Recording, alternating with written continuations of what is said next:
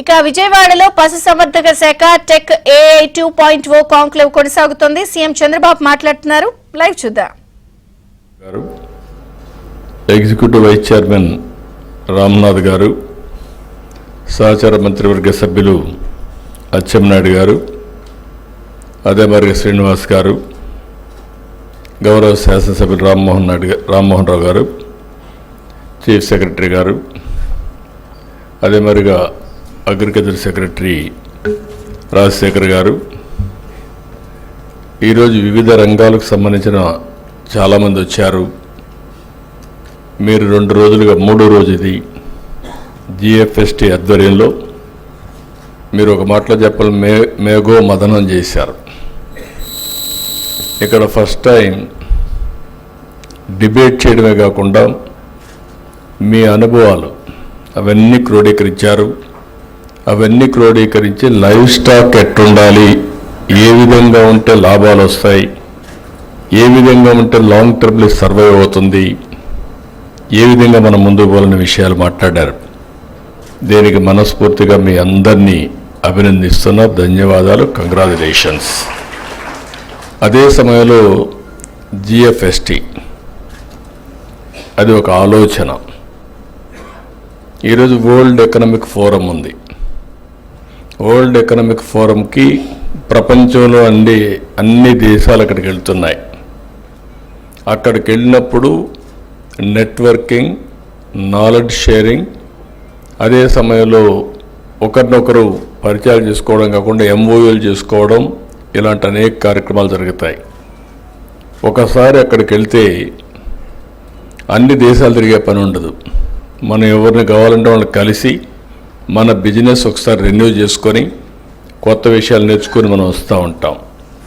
అందుకే 95 నుంచి నేను ఎప్పుడూ చెప్తా ఉంటాను, ఒక విద్యార్థిగా నేను ఉంటాను, అనునిత్యం నేర్చుకుంటానని చెప్పాను. అదేవిధంగా ప్రతి సంవత్సరం కూడా వెళ్తాను. ఈ సంవత్సరం కూడా మళ్ళీ వెళ్ళొచ్చాను.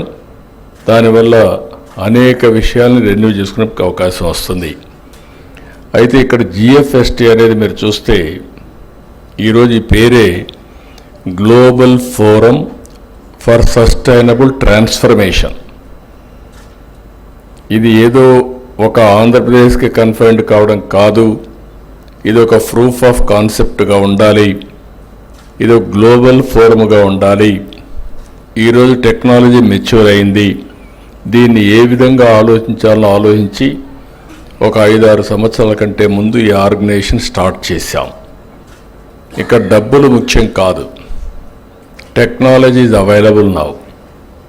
మొన్నటి వరకు అయితే మనం క్వాంటమ్ వ్యాలీ గురించి, క్వాంటమ్ కంప్యూటర్ గురించి మాట్లాడలేదు. హైదరాబాద్లో ఆ రోజు నేను స్టార్ట్ చేసింది హైటెక్ సిటీ విత్ ఐటీతో స్టార్ట్ చేస్తే ఎగ్జాక్ట్గా 25 సంవత్సరాలు. ఈరోజు ప్రపంచంలో ఎక్కడికి పోయినా అక్కడ భారతీయులు ఉన్నారు, అందులో తెలుగు వాళ్ళు ఉన్నారు. హైయెస్ట్ పర్ క్యాపిటా ఇన్కమ్ సాధించిన ఏకైక వ్యక్తులు ఎవరంటే భారతీయులు అని చెప్పి కూడా నేను మీకు తెలియజేస్తున్నా. అమెరికాకు పోయినా, ఆస్ట్రేలియాకు పోయినా, ఎక్కడికి పోయినా అందులో 35% తెలుగు వాళ్ళు ఉన్నారు. దీనికి కారణం సింపుల్గా మీరు అందరూ ఆలోచిస్తే మనం ఆర్థిక సంస్కరణలు 91లో వచ్చాయి. అంతవరకు లైసెన్స్ రాజు ఉండేది.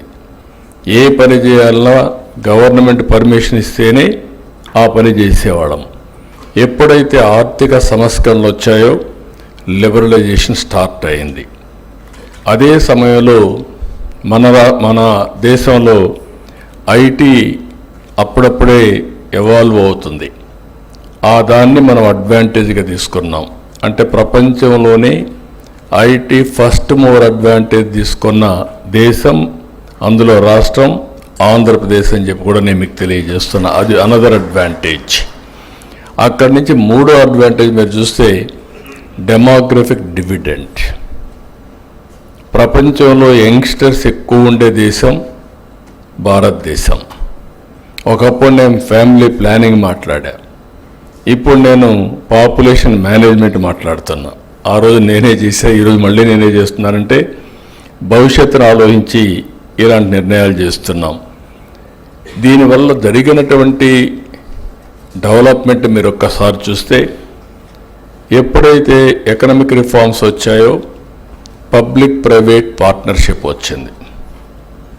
అంత మునుపు ప్రభుత్వాలు డబ్బులు లేవు, మేమేమి చేయలేము అని చెప్పే దగ్గర నుంచి పబ్లిక్ ప్రైవేట్ పార్ట్నర్షిప్తో ఏ పనైనా కూడా సుజావుగా చేసే పరిస్థితికి వచ్చారు.